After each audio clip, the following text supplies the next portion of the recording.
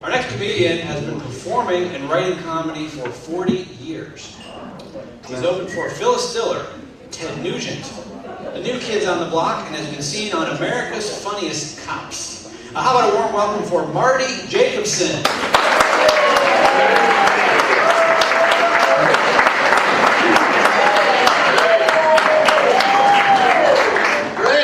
Great. My agent said he had me a job in South Florida, so that's why I dressed like a Cuban barber. I guess a little further south, but we'll go with it. I was on my way here, and I was on I-95, and I got pulled over by a Florida Highway Patrol, and it was a beautiful young trooper girl. She must have been all of 21. You know, blue eyes, blonde hair, 5'2", packing a pair of 38 police specials. You know what I mean? Really cute girl. And she says, "Mr. Jacobson, I pulled you over because you have a headlight out in your 1976 AMC Gremlin, a classic car. You know, and then all of a sudden she starts to read me my rights. She says, "Mr. Jacobson, you have a right to remain silent." And she's very provocative and seductive and everything. And she says, "Anything you say can and will be held against you." So I looked her straight in those baby blue eyes and I said, "Tits, let's go for it." Troopers don't have a sense of humor here in Florida, I don't know. Because she had one of those canine dogs sniffing for drugs, and would you believe that dog found my stash? My Viagra, my Minoxidil, my Metamucil. Hey guys, as a side note, let me tell you, don't take Viagra and Metamucil at the same time. You won't know if you're coming or going.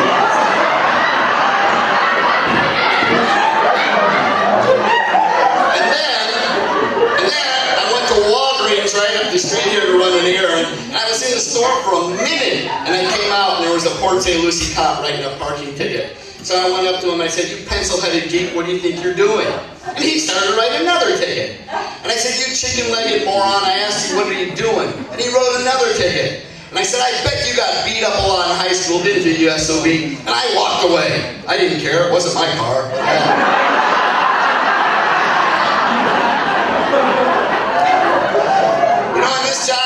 Travel a lot, you know. Have you been on a plane lately? How tight the seats are?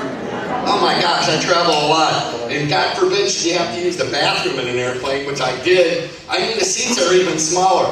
I sat down, my knees were touching my ears. My manhood was out over the bowl. Then I went to use the toilet paper and some brilliant engineer put the dispenser at 270 degrees on my left side, and I'm right-handed. So this isn't the time for a learning curve. And whatever you do, don't remain seated on that toilet when you flush. That was 4,000 pounds of acupressure. It sucked the colon out through my anus. I looked like a baboon on a National Geographic special for 3 days.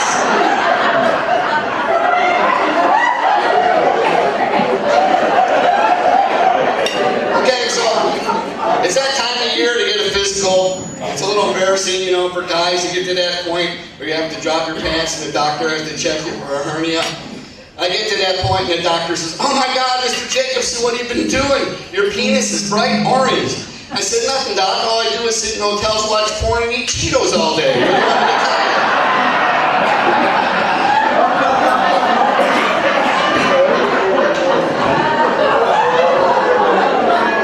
Everyone made a New Year's resolution. I'm sure someone has made their resolution. You know what the #1 resolution Americans have?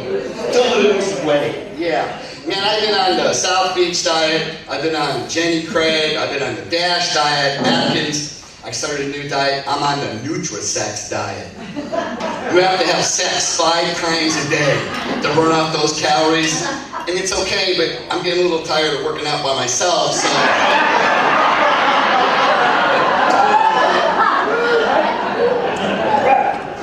Anybody here have a tattoo? It's hard to see with the lights on and everything. But I was on vacation in Jamaica with my wife and I got really drunk. I got my wife's name tattooed on my manhood. She's here with us tonight in the back. Dr. Maria del Rosario Delia Gomez Benitez Jameson. She calls me Pinocchio. Her friends call me Don Quixote. Mexico, and this is sort of subliminal. You notice that all the Sears stores and the Kmart stores are closing? Have you ever been in a Kmart store and have the blue light special? This is sort of subliminal, but do you ever notice when they turn on the blue light, all the Mexicans run for the exits? I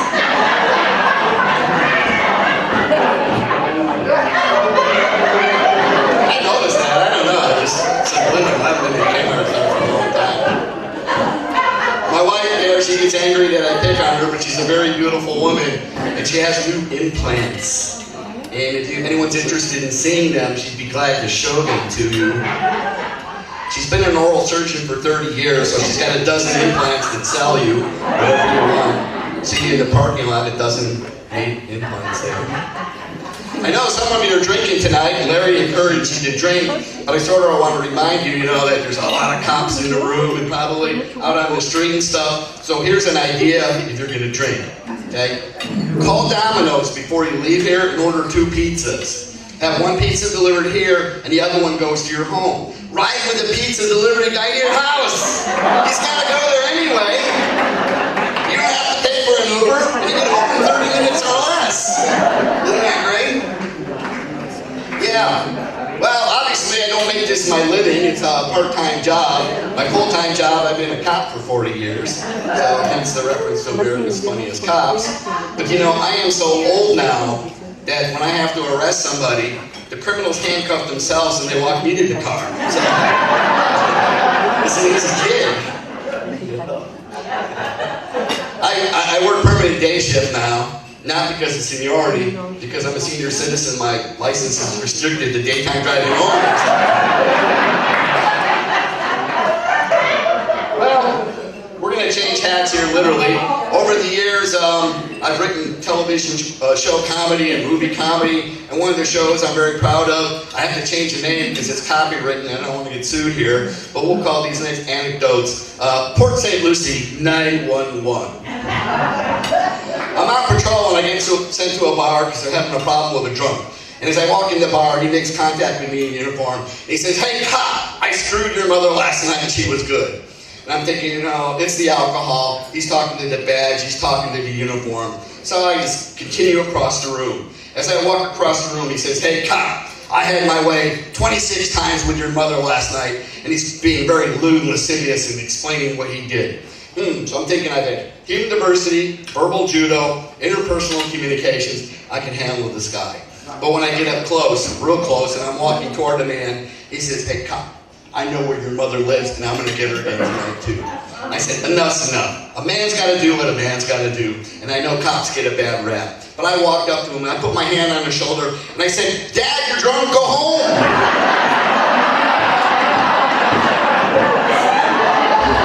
Port St. Lucie, 911.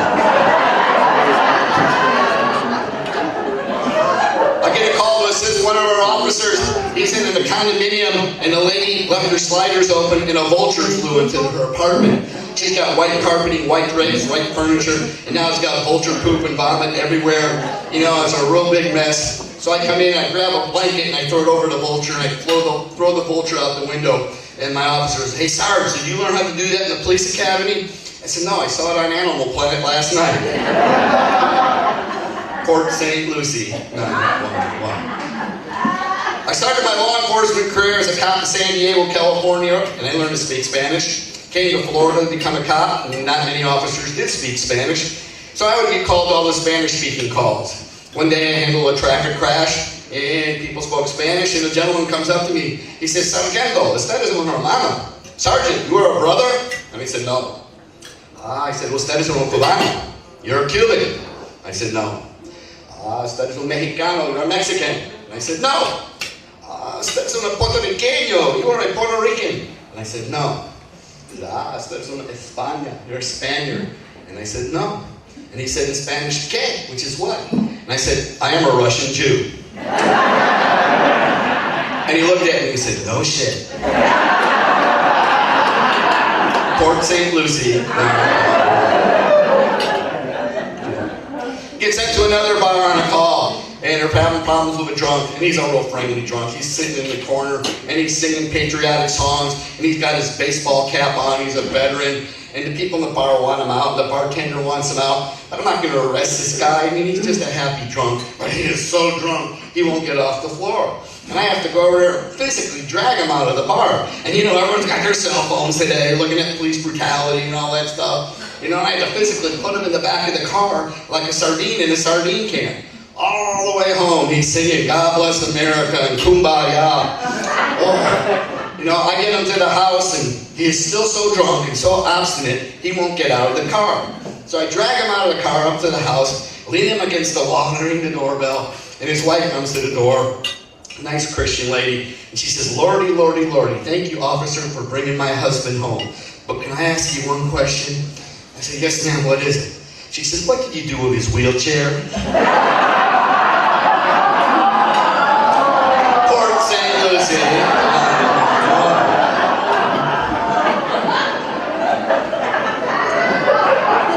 We get calls from a woman, and there's never any crime, but she wants an officer to come to her house. So the officers go there, and she just wants to chit-chat. So they're getting a little bit upset about wasting their time, and I'm the supervisor, so I said, the next time she calls, I'll go to the house.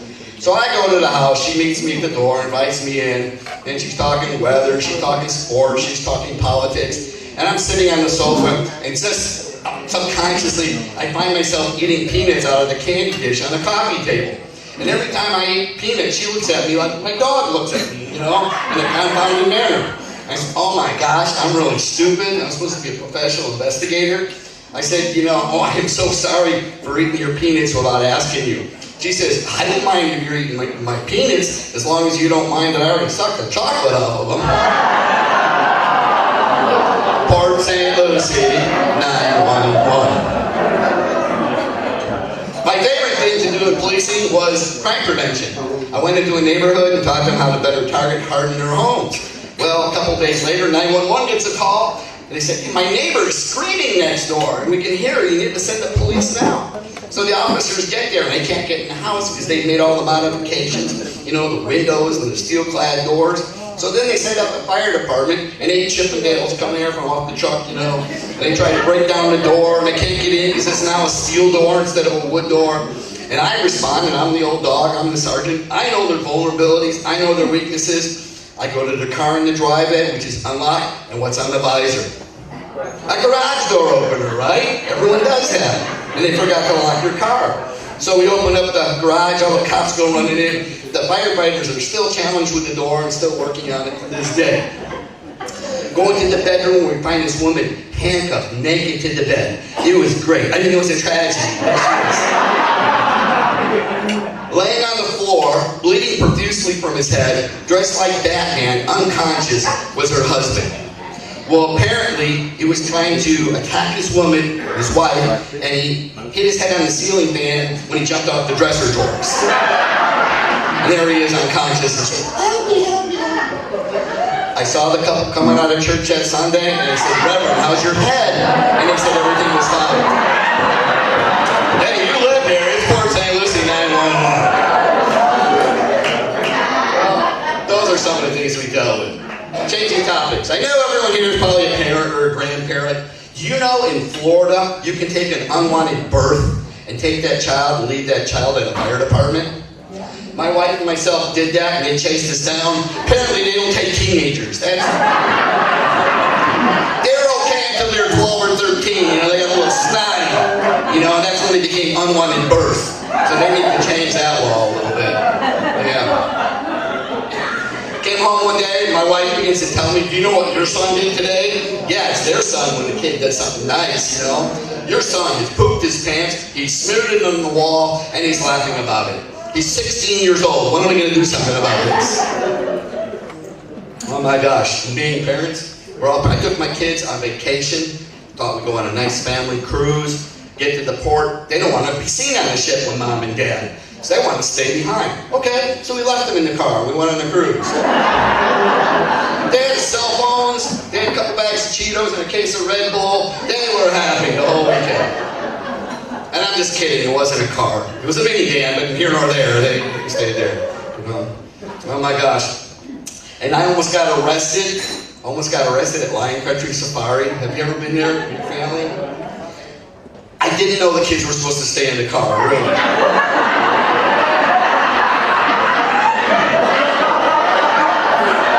It was a humbling experience when your teenagers are being chased by a 400-pound lion and they want to get in the car with mom and dad.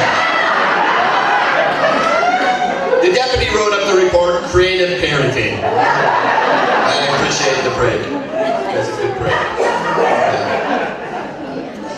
I went to this seminar, and it was supposed to be in estate planning, and they were selling a funeral plan. Have you ever been to those? They give you a free lunch, and ended up sitting by a casket for $20,000, the plot, the chapel, and perpetual care, $20 grand. And I found out I didn't get a cremation for $800. So I'm having lunch one day with a friend of mine who's an Orthodox rabbi. I said, Rabbi, when the time comes, I want you to do my ceremony, and I've elected to do a cremation. He says, as an Orthodox rabbi, I can only do a burial. I said, look, the mortician wants 20 grand, how about we split the difference and I give you 10? He said, I'll be glad to preside over the Jacobson family barbecue. I told my kids I didn't want to spend $20,000 out of their inheritance for a funeral and elected for the $800 cremation. They respected my opinion and got me an appointment for next Tuesday.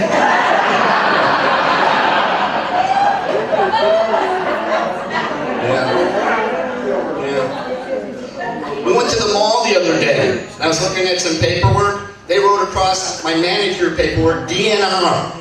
Do not resuscitate. It's just getting a manicure. Wow. Now, someone asked me, who did you vote for? And I said, I voted for Trump. And they called me a racist. A racist? How can I be a racist? My wife's a Mexican Catholic, I'm a Jewish Russian, and my ex-wife's a bitch. How much more diversity do you need in your life? He's a registered Republican now. Get these envelopes in the mail, and I have here a little prop. They're all postage, prepaid. Save them up, have a little fun. Here's one I have from AARP, and I send it to the NRA. I send the NRA to AARP. Here's one from Planned Parenthood. I send it to the Catholic Archdiocese. Yeah. I got some from the Democratic National Committee, and I send it to the Republican National Committee. And then there's times, I have nothing to send. Put in used Q-tips or toenail clippings or my God. Before I go and bring on our next comedian, we have a great bunch of entertainers here tonight. I want to share with you, President Trump said, there's this big thing with a wall going on, but he says he's going to save us money because there's not going to be an Obama presidential library. He's going to have everything you need about President Obama on a CD, so you don't need a library. And here's the first thing on the CD, that's a dissertation, number 1, you can keep your doctor really. Number 2, there's a duet with Michelle and Lee Greenwood, finally, proud to be an American. And then there's a tribute here by Pink Floyd from President Trump, The Wall. Hey, I'm Marty Jacobson, thank you for your